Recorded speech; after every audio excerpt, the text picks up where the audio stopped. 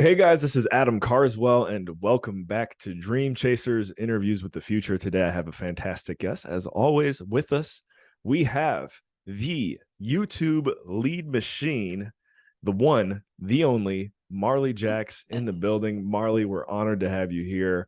Before we continue to break the ice, any greeting statements from you to our audience here today? Greeting statements. Oh, now I'm put on the spot. I'm supposed to say something like super empowering. Hello, happy to be here. Oh man, the pre-talk that was happening before we turned on to record, I feel like that was some real. I'm excited to see what comes from this because we were vibing before. This is going to be a great show.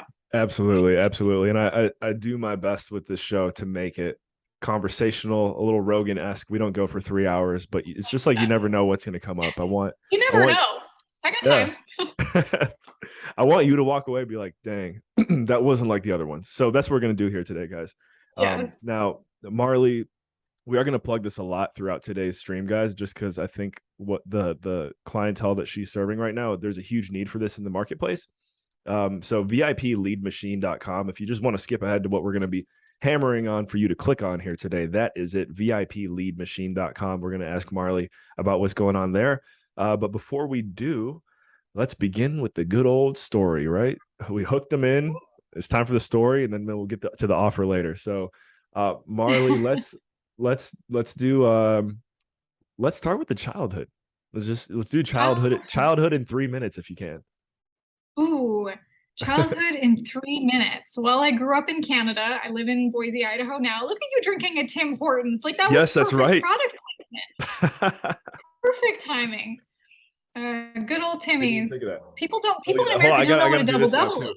These are Canadian Oh, themed. You can see it's in French too. These Canadian themed Sour of Patch Kids, course. red and white. It's it's so funny when I talk to people about like, growing up in Canada and everything is in English and French and the things in our grocery stores are very different than your grocery stores. And I say words a lot that they're like, "What did you say?" Like the pronunciation. I try to get away with my Canadian accent, but I get called out quite a bit. Yeah, well, it seems like to me it's rubbed off a little bit. I was shocked to hear that you were from good old Edmonton, which is for anyone who's not familiar with your Canadian geography, because I'm sure you ran into this, Marley. Most Americans, when they hear anything tied to Canada, they just go, "Oh, like that place up north, it's really cold." Like it's all one thing to most That's it. Americans. Yeah. So Even though Calgary, Canada is bigger than the States. Yeah. right? Oh yeah, definitely. Yeah. Calgary, or sorry, Calgary, where I am right now, guys. Marley is from 3 hours north of here. I haven't been there yet. The one thing I like about this part of the world, and Canada especially, is it is kind of like the Texas of Canada. So I know that, there's all this crazy stuff going on in the news lately. I do feel like, at least for the time being, we're living in like the most free area of Canada. So had to get that in there. So yeah, you grew up in Edmonton, but that's all we Yeah. got so far. Yeah. What was that like? That's all we got so far. I grew up, I don't know, great parents, also business owners. My parents, let me tell you this. This is like funny when I tell people this. My parents own a hockey league, which is very Canadian of us. So I always grew up with like lots of hockey players around and like my parents always in and out to hockey rinks. And then as I got You to have be brothers? like teenage, I have a younger brother. He played hockey for a few seasons. Yeah. I played hockey for a few seasons just because I thought it was what I was supposed to do. Turned out to not be my jam. Instead, I actually was like vlogging when I was a teenager. I would steal my dad's video camera and like just make videos of what my friends and I were doing on the weekend. And then it's cool to see how sometimes your hobbies as a kid becomes your passion, your career when you're an adult. So Right. um, when I was kind of getting older, like college, university age, when people would learn what my last name was, they'd be like, "Do you know this person?" And it'd be my dad. And I was like, "Yeah, he's my dad." And I didn't realize my dad was like a local celebrity because he puts together the good old game of hockey in this community. So I grew up just, observing this amazing community of hockey players and that my parents were, business people in the community and just, yeah, created an amazing community and sport for That's this cool. area in Canada. Yeah. Yeah. So you grew up to entrepreneurial parents, which is cool. I think that's always a huge blessing for any entrepreneurs that I've met. You do get a little bit of an Mhm. edge to see what it's like before you do this thing that most of the world says crazy. Although entrepreneurship does seem to have gotten popular in the past decade, which is cool. I think most Yeah. people do still think it's a bit crazy to go and do your own thing, which I love. But Jaxx, the last name Jaxx. That's where I was going. Yeah. Where did that come from? So I went through a pretty nasty divorce in 2020, like right before the pandemic happened. So I thought that that was crazy, and then went right into, the world shutting down right after. So my marriage ended like at the end of 2019, and I spoke at Funnel Hacking Live in front of an audience of 5,000 people at the beginning or at mid-January It was 2020. 2020. Yeah, that's what I thought. I think I Yeah, remember. Were you on stage, or were you doing one of the they did like those info sessions too? that wasn't then. Back then, they still had the roundtables. So Right. I spoke on stage like in a main session, and then I also had a You had a roundtable round where table. we Yep. were inundated with Q&A. I But think I went to your round table, to be honest. I think I did. oh, Yeah, awesome! because we were trying to find Really, someone who I was can pull the footage. we were trying we were trying to find someone who specialized in video. And I think that was like, yeah. Yep, there you You've go. come to the right Yep. place. Yeah. So my marriage ended, and I was still in like the very wounded phase of it. You know how Brene Brown has that quote about like share the scars and not the open wounds. But I had this ticking clock that I was about to speak on stage in front of 5,000 people, and I didn't want my married last name. So I was kind of in this position where I was like, I got to kind of tiptoe around the wounds right now to rebrand myself in front right before this big opportunity. But I really debated that for a while, because I was like, I don't want to stand on stage and be the divorce girl. I don't want all eyes on me for the wrong reasons of, is she going to crumble on that stage? But I finally kind of came to the conclusion of, I'm gonna share this news. I'm gonna tiptoe around the wounds. I'm not gonna share all the. I think there's a very, there's a line between hot mess and powerful message. I can share my story to a point with, with tact. But I didn't know what I wanted to change my name to, because the name I grew up with was like, it's really hard to pronounce. It's Dutch. You can't even spell it. It's ridiculous. So I was with my mom one night, and I was like, Mom, you named me once. I need you to name me again. Just anything that comes to mind, like I'll just take it. Like I'm not, just name me. And 30 seconds later, she says, Jaxx. And I'm like, where did that come from? She's like, I don't know, it just popped in my head. I was like, well, how do you spell it? And she's like, with 2 X's. And so we're like playing around with the signature and everything. And we Googled it, we looked up the meaning, and the meaning is someone who can overcome anything, any obstacles life throws its way, which was definitely what I was going through. The divorce was pretty nasty. It was obviously the hardest time of my life, while I was also about to reach this huge milestone in my career to speak on this massive stage that had been a goal of mine for years. So it was one of those decisions where I didn't even ask people their opinion. I know sometimes you're thinking of something big and you're like, what do you think? What do you think? I was like, nope, it's Jaxx. Jaxx is the name. Wow. Wow. And so when your mom said that, she wasn't aware of the meaning. No, we Googled it. Like it just popped in her head. We'd never heard that before. We'd never, wasn't inspired by anything. It just landed in her head that day. Wow, that is cool. That is cool, because it's, yeah, I mean, it's really like a perfect it's a message from God, if you will. Yeah. And how All right. special that it was still my mom that named me. Right. Right. Yeah. Shout out to Mama Jaxx. Shout out to Mama Jaxx. She actually goes by that. It's so funny because that's not her name, but she will Yeah. answer to it, and she's very proud of that name. That's good. That's good. Cool. So yeah, I mean, the first time that makes sense then. The first time that I feel like I did see your name was coming into FHL 2020. And Yeah. to your point, like I just thought that was like the name that you had always gone by, right? Like I didn't even know the previous Marley. So kudos to you on the branding. Thank you. Now, somewhere along the line here, you met a pretty cool guy that's in the marketing space. Maybe there's some special things going on there, some rumors. And actually, we talked about this before. Let's talk about the story with Steven. And then you got to share with the audience what you were telling me about, like the $1 million wedding or whatever. Oh my gosh. Yeah. Yeah. What's the story with Steven? Yeah. So I had announced my divorce at the beginning of 2020, spoke on the huge stage at Funnel Hacking Live. And shortly before that, there was another event that we were both speaking at, the 2 Comma Club cruise. And he just kind of said hello. We knew of each other. Like I had actually even done some YouTube work for him, but the extent of our communication was like, here's an invoice, here's your reports, here's your payment. Like we hardly talked. So we just kind of knew of each other. And I looked at Steven like he's just this guru on the mountain. Like I just didn't know him very well. But at this event right before FHL, he came to me and was like, hey, I saw your announcement of your marriage ending. I'm so sorry to hear that. I'm going through the same thing. And so we were kind of just, we just talked from there. Then we saw each other a few weeks later at Funnel Hacking Live, and just had a sweet moment where he's like, hey, that was probably, speaking on that stage was probably very different than you imagined it being. Because I totally imagined, stepping off that stage and, falling into the arms of your loved one. And that wasn't my story anymore. And so, it was nice that he just acknowledged that and was like, I'm proud of you and I'm celebrating you. And then I didn't see him again for a long time. I went back up to Canada and I, wrapped up my divorce, signed the papers, he moved out and all that stuff. And then this is part of this exclusive information right here. I've never shared this part of the story. Everyone has a rebound relationship after a long-term important one. My friend, and I dated a few people on and off. My friend Christy Code Red, she introduced me to this guy who she had met at like a Grant Cardone event, and he's this big entrepreneur and has a great story. He was everything that my marriage wasn't. And so I totally fell head over heels for him. And in the middle of the pandemic, he's like, let's just do something crazy. Why don't you come here, move in with me?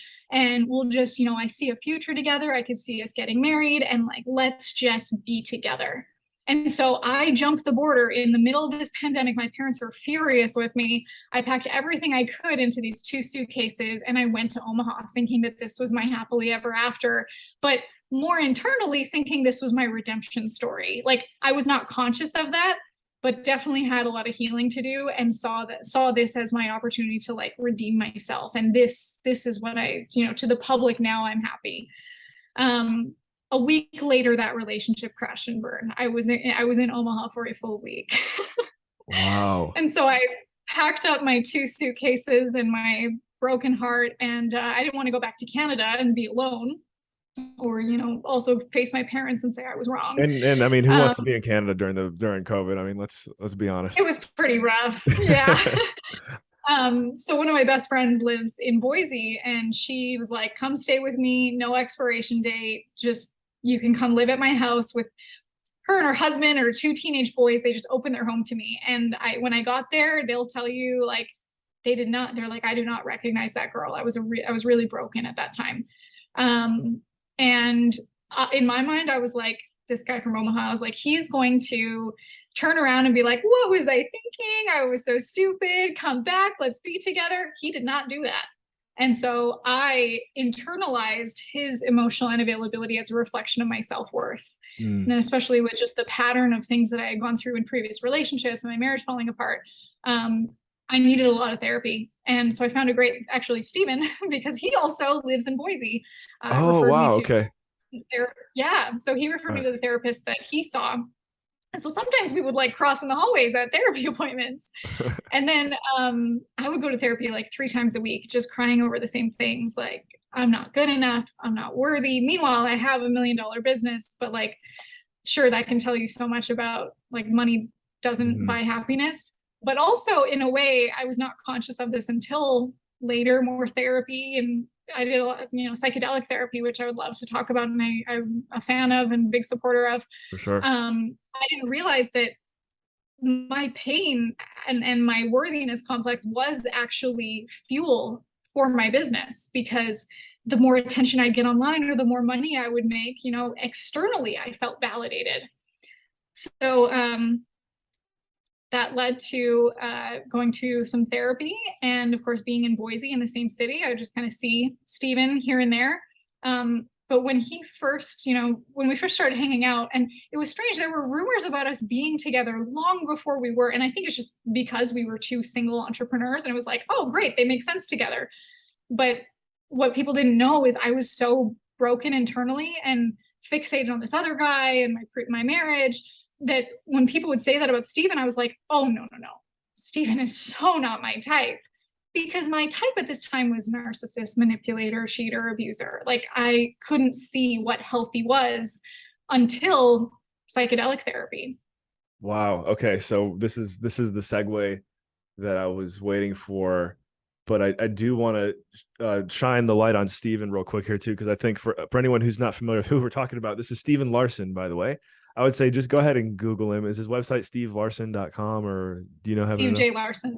Yeah. SteveJLarson.com. Love his branding, his marketing. He's a guru, as Marley said, he's a guru with that stuff. And I even have one of his shirts somewhere around here. Shout out to the Heck capitalist yeah. pigs As out he there. should. So but yes, so as someone who I had never stepped into anything in the psychedelic realm in my I'm 31 now, didn't even like come close to it till age 28, because I'd say most of my life I was always kind of just trained that it's like really bad, you shouldn't do it, Drugs are bad. Yeah. illegal. Yeah. That's funny now. I'm totally of the belief that any government programming that says drugs are bad, really what they want is just for you to not start thinking for yourselves. And one really, really good way to start thinking for yourself is to experience what it's like with the realm that we're about to step into. So I want to know Yeah. for you, because you said psychedelic therapy. For me, I know Mhm. my journey began a little bit more freestyle. I didn't have like a shaman or a guide. I have been able to have a couple ayahuasca experiences with a shaman. I had Oh, great. yeah, and Yeah. and DMT with a shaman. That was great. Nice. Learned some really powerful things there that I do everything I can to apply to my life now. Um, but in essence, if I could sum it down to one sentence, for me, what I learned, or what I have learned and continue to learn through uh, my psychedelic journey, is I feel like I know who I am more, and I have more confidence in who I am than I ever did before.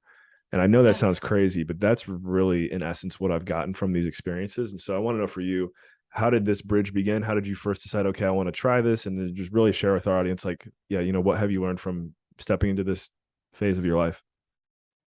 It seems like I've had different more evolution through psychedelic therapy than any other talk therapy or books or anything you can learn. It is the most intensely deep, incredible, beautiful experience. The first time for me, I was similar to you, that I was like, no, drugs are bad. Like, no, I would never even consider it. But it was during that time that I was living here in Boise, and I was going to therapy 3 times a week, crying over the same things. And logically, I knew that it didn't make sense. I was like, I know I'm a good person. I know I'm lovable, but I just could not get it to click. And so a friend of mine who I just really respect had just said to me, you know what, like, why don't you fly out here? It was to another location. And I have a friend that is a nurse, and she does MDMA therapy. It's not necessarily legal, and it's pretty under the table, but it is like 5 years of therapy in a day.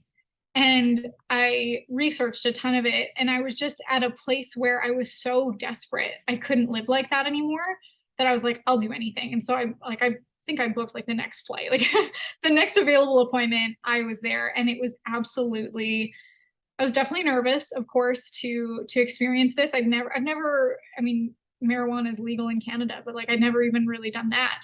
Yeah. Um, and I wasn't sure if I was gonna, like, am I gonna lose control? Am I gonna lose consciousness? Sure. I But it's think just that's the like biggest thing for anyone is, am I going to lose control, and am I going to be okay? Right? Like, it it's safe. And especially right? I know you're saying you did a little freestyle, which, disclaimer, anyone listening, like, we're also not telling you to do it. Like, please Yeah, that's do really your important. research. This is a The, disclaimer. I think the best way to begin is, from what it sounds like, what Marley did, guys, which is, if you are curious at all, I think something guided is absolutely the way to I'm an expert. step in. Yeah.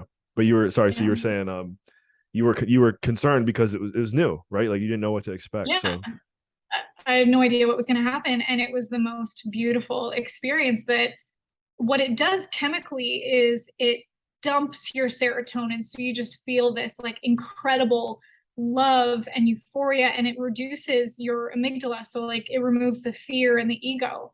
So imagine being able to look at your trauma, look at your life, look at everything that's happened to you with a different lens.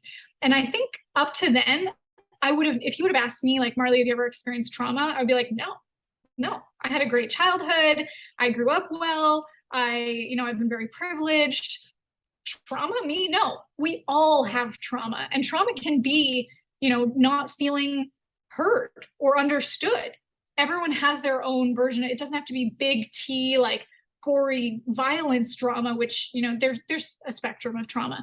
And so I was able to look at what had happened in my life for me to come to where I am and to really see that I am the common denominator. What I looked at was, you know, this pattern of relationships that brought me to where I was, and was able to understand where I was seeking that self-worth and external validation from them.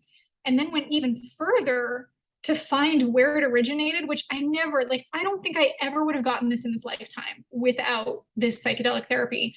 But I was able to trace it back to coming from my mother, which sounds crazy. And again, like, if she were to ever hear this, like, I would never want her to be offended by that, because it's like, she is the most amazing mother, but we also as children can internalize things and misinterpret it. Sure. And where she was doing her best, and which gave me my work ethic and to, you know, how I've become an entrepreneur, because I watched her example. As a child, I internalized her busyness as emotional unavailability, which then I was seeking her approval and then seeking everyone else's approval. And so for me to be able to see that and be like, oh my gosh, I interpreted it wrong, and my mom was doing her best, and now I'm doing my best, and maybe I'm emotionally unavailable to other people. Like, what an incredible pattern to be able to break from there. And then from that, I came back to Boise after this experience, and Steven, I actually saw him that day, and it clicked for me that I was like, wait a minute, that's healthy love. I deserve that. Wow. That's powerful. So that would have been, so I saw you and Steven at the Harry Potter thing that we did at FHL. Yeah. So fun. Yeah. You know, a quick funny story on that one. And I think you can tell now, since I bought Steven's capitalist pig shirt, like where I kind of stand with my worldviews. And you know, I was of the belief that I don't want to say, well, let's put it this way. I ended up getting COVID after not having it for a long time. I ended up getting it like right during that event. And I just remember there were so many people that I want to say hi to for the first time, but I was like, internally, I was dying. Like, I probably shouldn't have gone because I had COVID and I was at the thing. But anyways, made it through, got the antibody test. You know, I've overcome it. But I just thought of it as soon as I mentioned going to the Harry Potter thing, because like I remember just being like, hi to people, and that was it. So the MDMA, I've actually I've only heard of the I thought maybe that you were going to mention a different like a different psychedelic therapy. Have you checked out any other ones? I've done a lot. Oh, okay. All right, cool. Yeah. After that, dabbled microdosing and even just macrodosing. Psilocybin has been incredible. LSD. I've done 13 ayahuasca ceremonies. Wow. And work with a shaman weekly. Wow. Okay, nice. Yeah, we'll have to. Are you able to share any of your connections or resources for that? I'm not sure. Yeah. It's pretty underground. Yeah. Right. Yeah. Well, I'll be following up with you on that. I can plug, guys. There's a company here in Canada that I work with. It's mindfulmeds.io, mindfulmeds.io. They're based out of British Columbia. One of the founders used to live here in Calgary. We're really good friends, and I highly endorse their products. As far as microdosing, they have done all the heavy lifting for their consumers. So again, if it's something you're considering, do your research. That's our disclaimer. Like, we're not saying like this is something you have to do, but if you kind of, I feel like it's one of those things where if you feel called to it, then maybe it is something you should check out. But if you feel like it's something where it's like, no, I would never ever do that, then you know, don't feel like you got to, you know. Yeah. It's not a trend to jump on. Do it whatever feels right for you. But that's interesting. I didn't especially about the ayahuasca. The couple times that I've done that were very eye-opening, and so I'd like to know what it's like. Well, I mean, yeah, what is it like beyond the first couple of times, because you said you've done like more than 10 now, so how do you describe that experience? It's always I had a friend that asked me recently, like, you've done it 13 times, like, is it losing its effectiveness? Is it even like interesting for anymore? And it's like, yeah, you have no idea. Like it's different every single time. Right. It's even more powerful every single time, especially because in any kind of therapy, you shouldn't, some people can get too fixated on healing, thinking that they're always trying to fix something. They're like, I have to do this, and then after that I can fix this, and after I can fix this. But then people forget that you need to move on from healing and live your life. Like it's heal, awaken, celebrate, not just be stuck in the healing. So I definitely, the first several was, kicking up the dust and being able to sort through the baggage and see what kind of trauma was there, like the baggage that you don't even realize you're holding until you put it down. We keep talking about trauma, and I just can't help but, what I noticed is, like, when you meet someone who you might know personally might be dealing with some trauma, but they're afraid to go this direction, right? Like, I just think that from my own experiences where I thought that I was cool, I thought that I didn't have trauma to deal with. You have to. This is what the beauty of psychedelics. They will bring up the things that you've been compressing, right? And so you have to face them and have that ego death and work through that trauma. So I'm sorry, you were onto one there, but I just had to share that. You were saying as you continue, yeah, go ahead. To add to that, the people around you that maybe have a barrier, a wall up to their trauma because they're afraid to look at it, sometimes your growth can really trigger them. And it could be encouragement for them to look at theirs, or your growth can land on their wounds. And sometimes that trigger turns into a reaction. So maybe also as a disclaimer for people that might be doing this healing work, and it's really important that in the healing work, you're integrating it. You're not just like, because that's bypassing if you just think you're going to the ceremonies and, taking the medicine and then, oh, I'm doing the work. But it's about like taking the work from ceremony into life. Life is the ceremony. Keep working with this, what you're learning. I had a lot of relationships fall apart that were extremely painful. And some of them were very malicious in how they ended. But now looking back, it's like, I understand why. But then I can also still have compassion for that person, that where they might paint me as the villain in their story. Hopefully in any kind of movie or story that we see, often the villain has to be overcome, and that hopefully can lead to their own healing. I had someone very recently and very publicly paint me as the villain in their story, and now can see publicly that person is getting the help that they really need. And I have to accept that there have been people that there have been villains in my story that led me to my own hero's journey. Yeah. Wow. Well, I feel like I'm like thinking about the business piece of our conversation, which, I think as you step into this realm of life that we're talking about right now, you start to, as Marley said, the veil falls down and you start to see that whether it's business, life, spirituality, family, like all of this stuff is intertwined. I think the more you put it all into different boxes, which I am a huge fan of time blocking, but if you put everything into these different boxes, it actually makes life a lot more complex. So we'll go ahead and consider this segment of the show still business. We're going to get to VIP lead machine here soon, guys. But let's see. I took some notes here and I'm trying to see, because we got a few more minutes to knock this out. On the final note of psychedelics, we'll say, and then we'll talk about the cool stuff you're working on the YouTube front, which is exciting as well. For the individual listening right now, that, as we've kind of referred to, maybe has never even considered this type of therapy before, or is really just sitting on that fence, or we'll even call it a former version of Marley. What would your recommendation to that individual be who's maybe thinking about trying to go this direction? Definitely do a lot of research to make sure that you are mentally, emotionally, physically prepared. There's some of the first articles or research content that I read was from a guy named Tucker Max. So even if you just Google Tucker Max psychedelics, he has some really great blogs that he's written. And maybe he has some research. Also, Tim Ferriss is a really big advocate for psychedelics. So a lot of his content is really good. And it might just be like, finding the right connection, someone that can introduce you.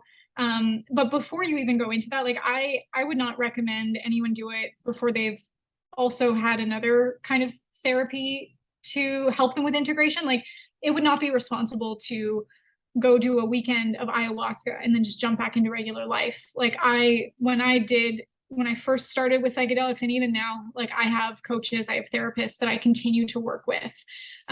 So really important that like if you were to do any kind of psychedelic therapy, to continue doing weekly, whether it's like EMDR is a really great resource. EMDR therapy, it's a type of eye movement desensitization, something that I'm it familiar like with it. I the way haven't. that Yeah. it's amazing. That would be the first step that I would say before you even do any psychedelic therapy. Then there's people that can do it online too. You can do virtual EMDR therapy through Zoom. Cool. And what it does is the eye movement or the bilateral stimulation, what it does is it can either go through like vibrations in your hands that they'll give you this kind of machine, or through moving your eyes, so that it stimulates both sides of the brain. And by stimulating both sides of the brain helps you process these memories and remove the charge from them so that you can see it from a different perspective. So imagine having that as your foundation before you open up Pandora's box with psychedelic therapy. It just allows you to be more prepared for it and not, I mean, it's typically, I don't want to say intense to scare anyone, because it's not intense scary. It's just like powerful, but it can be powerful, beautiful. Love that. Yeah, I've heard of EMDR a lot, but I didn't really know what the process was. So that's helpful to know. I like that. The guy's name is Tucker Max, Marley Jaxx, Yes. Tucker Max. Similar vibe there. We should do a collaboration. I'll let them know. Definitely. And yeah, you mentioned the coaches and shaman that you're working with. That's really powerful. And I think that's definitely something that's underestimated. And as you grow as a professional to, I'd say, someone of like Marley's caliber, you start to see more and more that like, well, I remember hearing this about Tiger Woods or like Michael Jordan before too. It's like, okay, they're the best in the world, but they still have 5 coaches for different things that they do. Right. So the higher up you get, the more you learn that you need to sharpen your sword. So that's cool that you've got like, your unit around you helping you through all this. People are faster than books too. So like I want to hire the people and learn from the people that are where I want to be, that have walked the path that I'm stepping onto. I've never heard that quote before. I'm writing it down. People are faster than books. I like that one a lot. So, all right, we've got the YouTube, or excuse me, yeah, well, the YouTube lead machine. We're talking organic traffic now, folks. Yes. We'll plug it in here one more time too, in case well, just depending on where you're at in this interview. It's VIPleadmachine.com. But why don't you go ahead and tell us, Marley, what's going on here at VIPleadmachine.com? Yeah, well, what we do is we help solve the traffic and lead generation problem for entrepreneurs, because if you need to grow your business, you need leads. If you need leads, you need an audience. And so what we do is I've had a YouTube agency since 2016. I used to be a dental hygienist, and I was bored of cleaning teeth all day. Fun fact, yeah. I was bored of cleaning teeth all day. And I started doing just social media on the side. And then I started making YouTube videos. And then I started making YouTube videos for my clients. And some of those videos really started to take off. And from there, I created this framework where you can use YouTube for inbound and outbound lead generation. So what we teach is not just like putting up videos on YouTube and hoping people see them and hoping people click the link in the description. It's actually having an outbound way of bringing people to the channel. I always say challenge, into the channel. And then growing your YouTube channel from there, having the algorithm work for you, but then also shortcutting the success. Because most YouTube agencies or educators will say like, oh, it's going to take like a few years for the YouTube algorithm to notice you. And sure, that can be true, but we also have an outbound strategy that shortens that distance to success. Cool. As far as the service is concerned, is there any form of support group? Like I just got off the phone with someone who needed some help with Facebook ads. So it really isn't my expertise, but I know there's someone in my circle who does have like well, you would know him. I don't know if we're allowed to like mention his name on the interview, but he's he's very prominent in the ClickFunnels community. He's spoken at FHL multiple times, and I know he has like a Facebook group where if you need help, you can kind of just post in there and get the guidance. So do you have anything like that for people who like need the one-on-one attention for growing their YouTube following? Yeah, our program, we have 2 ways that people can work with us. Done for you, where like we are your team, and then done with you, where we have our team train your team. And of course, we have a Facebook group and we have events, and it's very also personal, that like anything you need reviewed, we review your videos, your scripts, your funnels. Like it's very personal. So, and then if there's connections that you need, like our network is your network. Love that. Okay, cool. And for more information, everything tied to this, it's vipleadmachine.com. Yeah. And so on vipleadmachine.com, there's a training there that you can watch. And it's a 2 hour or so training. We have some of our members on it that also share their experiences and their success. And then from there, it's like, if you're interested, get on a call, and whether you want the done for you or the done with you, and we'll talk about the options and see which one's the better fit. Okay, cool. And does any of this integrate into strategies on other platforms like Instagram or TikTok or even like LinkedIn, or is it all YouTube? What does it look like on that side of things? Yeah, so YouTube we see as like the foundation, but then we repurpose micro content from the YouTube videos that then can go on like TikToks and Reels and Shorts and LinkedIn and anywhere that your audience is. So yeah, we're always directing back. And then on top of that, using that content to do our DM outreach, which is like having appointment setters and people that are actually bringing in those leads to get on calls or go to your webinar or come to your challenge. So that micro content is also teeing up the YouTube growth and your appointments, your calls or anything like that. So potentially part of the service, are you guys guiding clients on how to repurpose that content, or do you have a service that actually takes like a 2-hour video and will go through it and they'll take the clips for the members? A bit of both. So in the done for you, like we do everything. Like clients can come in and we film them. We do all, like in the done for you version, clients come to us like once a month, and then we take care of all the content from there and it's done for them. It's like a 1 day a month strategy that will drive your leads for life. Done with you is like, here's the templates, here's the platform, here's the coaches, here's how to like train your social media manager to do this, here's how to hire and train a video editor, here's how to hire and train a videographer. Like we build the system with you for your team. Wow. That good stuff. I mean, talk about fulfilling a need that I definitely think there's a huge need for that in the marketplace right now. And that's just because of, again, our mastermind. We just get we've been getting so many questions, I should say, the past 3 months about YouTube channel creation, development, driving traffic, get subscribers, all that good stuff. And the only person that comes to mind that I knew before all of this is I'm sure you know him, and I actually can't remember his name. And again, I don't know if we could reference him, but he's like the YouTube ads guy. You know what I'm talking about? Okay. Yeah. Sure. And I think he's probably even in ClickFunnels. I don't know, but yeah, this is cool. The organic way. That's how you got to do it. Yeah. Generate those organic leads, guys. All right. Well, let's see what other fun ones I got for you. Well, you noticed I was drinking Tim's over here, which is great. Anytime you get to go to Tim Hortons, what's your go-to? Okay, big secret. I do not drink coffee. Crazy, right? This girl runs on H2O. Straight H2O. Yeah. Occasionally, anything else? I mean, if I were gonna go to Tim Hortons, I would obviously have to get like some Timbits or donuts, whatever. But yeah. That's you know what? That's how I know you're like an OG Canadian because as an American that moved here, I moved here in 2019, and that's when I like realized how relevant Tim Hortons is in this country. But I've always viewed Tim Hortons as a place that I can go and get coffee and like some decent food. But my wife was telling me like the OG Canadians are getting mad because Tim's used to be known as a place that you go in and out, you get your coffee, maybe a donut, and like that's it. And it's not like that anymore. Like I had a Tim Hortons bowl today too, which you would probably be mad about that, right? Yeah. So funny that like when companies evolve, people think that like they get offended, like they're selling out. Like you're supposed to evolve, let them grow in their market. That's funny. That's true. Yeah, it's all about evolution. But I've heard that some Canadians are getting mad that Tim's is starting to do all these things besides coffee now. But evolve or die. One other thing, I feel like they've earned it. You know, they've been around for as many decades that they can dabble in fast food. That's fine. Did you ever play Timbits soccer growing up? No.